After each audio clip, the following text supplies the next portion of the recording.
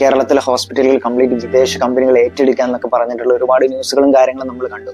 ഫസ്റ്റത്തെ കാര്യം, ഇവർ എന്തിനാണ് ഇൻവെസ്റ്റ് ചെയ്തിട്ടുള്ളത്? സിമ്പിൾ ആണ്, അത്രക്കും ഹ്യൂജ് ഓപ്പർച്യൂണിറ്റിയാണ് ഇവിടെ കാണുന്നത്. ഹെൽത്തിൽ നമ്മൾ വളരെയധികം കോൺഷ്യസ് ആണ്, നമ്മളെ കയ്യിൽ പൈസയുണ്ട്, നമ്മൾക്ക് എഡ്യൂക്കേഷൻ ഉണ്ട്. സ്വാഭാവികമായിട്ടും ടോപ്പ് ലെവൽ കമ്പനീസ് എല്ലാം ഇതിൽ ഇൻട്രസ്റ്റഡ് ആയിരിക്കും. ഇനി നമ്മുടെ നാട്ടിലെ കേസ് നോക്കുകയാണെങ്കിൽ തന്നെ ഈ ഓപ്പർച്യൂണിറ്റി നമ്മളെല്ലാവരും യൂട്ടിലൈസ് ചെയ്യുന്നു. നമ്മുടെ നാട്ടിൽ ജിമ്മുകൾ കൂടി വരുന്നു, നമ്മുടെ നാട്ടിൽ വെൽനസ് സെന്ററുകൾ കൂടി വരുന്നു, നമ്മുടെ നാട്ടിൽ ഇങ്ങനത്തെ ഒരുപാട് ഹെൽത്ത് റിലേറ്റഡ് ആയിട്ടുള്ള കാര്യങ്ങളെല്ലാം കൂടി വരുന്നു. ഇനി ഇവരുടെ ഇൻവെസ്റ്റ്മെന്റ് വരുന്നതുകൊണ്ട് നമുക്ക് എന്തെങ്കിലും ഗുണമുണ്ടോ? അതെ, ഇവരുടെ ഇൻവെസ്റ്റ്മെന്റ് വരുന്നത് വഴി ചിലപ്പോൾ നമ്മുടെ ബെറ്റർ ആയിട്ടുള്ള ഇൻഫ്രാസ്ട്രക്ചറും അതുപോലെ തന്നെ ബെറ്റർ ആയിട്ടുള്ള ടെക്നോളജിയും കിട്ടാനുള്ള ഒരു ചാൻസ് കാണുന്നുണ്ട്. നെഗറ്റീവ് സൈഡിലേക്ക് വരുമ്പോൾ എന്ന് പറഞ്ഞാൽ ഫസ്റ്റത്തെ കാര്യം, നമ്മുടെ ബില്ലുകൾ വളരെയധികം കൂടും. നമ്മുടെ ഹോസ്പിറ്റൽ ബിൽസിലൊക്കെ വളരെയധികം പ്രൈസ് കൂടാനുള്ള ഒരു സാധ്യത കാണുന്നുണ്ട്. രണ്ടാമത്തത് ഹെൽത്ത് ഇൻഷുറൻസിനും വളരെ വലിയ രീതിയിലുള്ളൊരു ചേഞ്ചസ് നമുക്ക് കാണാം. ഇതിൽ ഏറ്റവും ഡേഞ്ചറസ് ആയിട്ടുള്ള കാര്യം എന്ന് പറയുന്നത് ഞാൻ ഈ പറയുന്ന മൂന്നാമത്തെ കാര്യമാണ്. എനിക്ക് തോന്നുന്നു ഇത് പല ആളുകളും ഡിസ്കസ് ചെയ്തിട്ടില്ല എന്നുള്ളത്.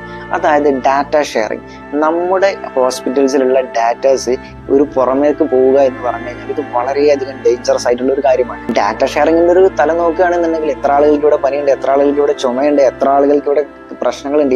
ഈ പ്രശ്നങ്ങളെല്ലാം വേറൊരു രാജ്യത്തിന് അറിയാം, അല്ലെങ്കിൽ വേറൊരു രാജ്യത്തുള്ള ഒരു കൂട്ടം കോർപ്പറേറ്റുകൾക്ക് അറിയാം. അപ്പൊ ഇവർക്ക് തീരുമാനിക്കാം നമുക്ക് നാളെ ഏത് രോഗം വരണം, അല്ലെങ്കിൽ നമുക്ക് നാളെ ഏത് രീതിയിൽ നമ്മൾ എത്ര വയസ്സ് വരെ ജീവിക്കണം, നമ്മൾ എങ്ങനെ ഭക്ഷണം, ഇതെല്ലാം പുറമേയുള്ള ഒരു ടീം നിയന്ത്രിക്കുന്ന രീതിയിലേക്ക് വരും. ഗവൺമെന്റിന് എന്താണ് ചെയ്യാൻ പറ്റുക എന്നുള്ളത്, ബിക്കോസ് നമ്മൾ ഹെൽപ്ലെസ് ആണ്, നമുക്ക് ഇവിടെ വേറെ ഒന്നും ചെയ്യാനില്ല. അപ്പൊ ഇവിടെ ഗവൺമെന്റിന് എന്താ ചെയ്യാൻ പറ്റുന്നത് എന്ന് പറഞ്ഞു കഴിഞ്ഞാൽ FDI, foreign direct investment in health സെക്ടറിൽ വേണമെങ്കിൽ അത് കുറയ്ക്കാമായിരുന്നു. അത് 49% ആണ് എനിക്ക് തോന്നുന്നുണ്ടായിരുന്നത്. അതിപ്പോ നമ്മുടെ NDA സർക്കാർ വന്നതിന് ശേഷമാണ് അത് വീണ്ടും 76ലേക്ക് അങ്ങനെ എത്തിച്ചിട്ടുള്ളത്. അപ്പൊ അതുകൊണ്ട് തന്നെ ഈ വലിയ കമ്പനികൾക്ക് അല്ലെങ്കിൽ ഈ കോർപ്പറേറ്റ് കുത്തകകൾക്ക് എന്ത് ചെയ്യാൻ പറ്റും? നമ്മുടെ ഹോസ്പിറ്റൽസിനെയും നമ്മുടെ ആരോഗ്യ മേഖലയും എല്ലാം കൺട്രോൾ ചെയ്യാനുള്ള ഒരു സ്വാതന്ത്ര്യം